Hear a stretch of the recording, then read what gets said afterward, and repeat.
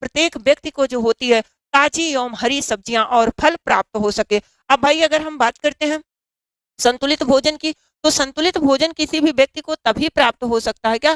संतुलित भोजन किसी व्यक्ति को तभी प्राप्त हो सकता है भाई, जब वो क्या करता है? जब वो सभी न्यूट्रिएंट्स को अपने भोजन में शामिल करता है। अगर वो सभी न्यूट्रिएंट्स को अपने भोजन में नहीं शामिल करेगा, तो क्या जो होता है उससे संतुलित भोजन प्राप्त हो पाएगा? तो यहाँ पे हम लोग क्या समझेंगे?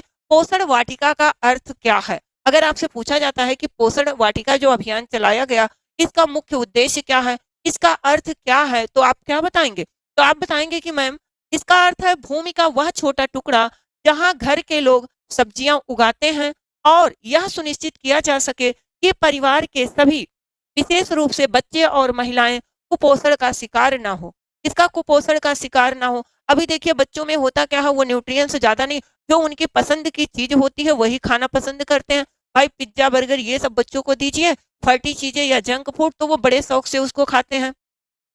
लेकिन अगर उन्हें न्यूट्रिएंट्स युक्त भोजन दिया जाए या न्यूट्रिएंट्स युक्त भोजन दिया जाए तो उन्हें वो चीज़ पसंद नहीं आती। तो ये किसका उत्तरदायित्व होता है? ये परिवार के सदस्य का उत्तरदायित्व होता है कि भाई उन्हें जो होता है बेहतर न्यूट्रिएंट्स कैसे उपलब्ध कराया जाए, ये ज़िम्मेदारी किसकी होती है? परिवार के सदस्य की होती है। तो पोषण वाटिका का अगर आपसे अर्थ पूछा जाता है, आप इतना सा बताएँगे कि घर के पास का वह छोटा-सा टुकड़ा या ज़मीन जहाँ पर हम क्या करें, ताज़ी फल और ताज़ी सब्जियाँ जो है उगा सकें और उसको अपने भोजन में शामिल कर सकें। ताकि क्या होते हैं, परिवार का कोई भी सदस्य जो होता है वो कुपोषण का शिकार ना हो।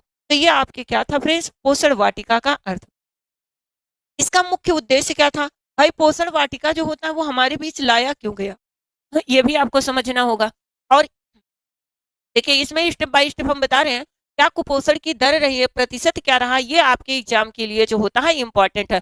तो सबसे पहले जब आप फूड एंड न्यूट्रिशन पढ़ते हैं, क्या न्यूट्रिशन पढ़ते हैं, तो पोषण आपका सबसे पहले आता। और पोषण से आपके जो होता है हर बार क्वेश्चन पूछा जाता है और कुछ ना कुछ अपडेटेड चीजें पूछी भी जाती हैं। क्या अपडेटेड चीजें पूछी भी जाती हैं?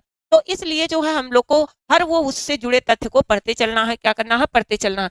अब यहाँ पे इसका मुख्य उद्देश्य होता है जैविक रूप से घरेलू सब्जियां। अब भाई इस समय वर्तमान में अगर हम देखें तो सब लोग क्या होते हैं, खुद को फिट रखने के लिए सबसे ज्यादा जो होती है जैविक चीजों पर, किस पे, जैविक चीजों पे सबसे ज्यादा फोकस कर रहे हैं। और सबसे सामान्य सब्जियों की अपेक्षा जो जैविक रूप से उत्पादित की गई होती हैं सब्जियां होती हैं वो ज्यादा महंगी भी मिलती हैं।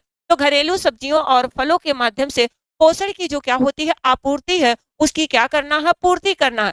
ताकि ये सुनिश्चित हो सके कि जो मिट्टी की गुणवत्ता है यानी कि उसमें उर्वरक की मात्रा है वो बनी रह सके, क्या वो बनी रह सके। ये इसका क्या था, इसका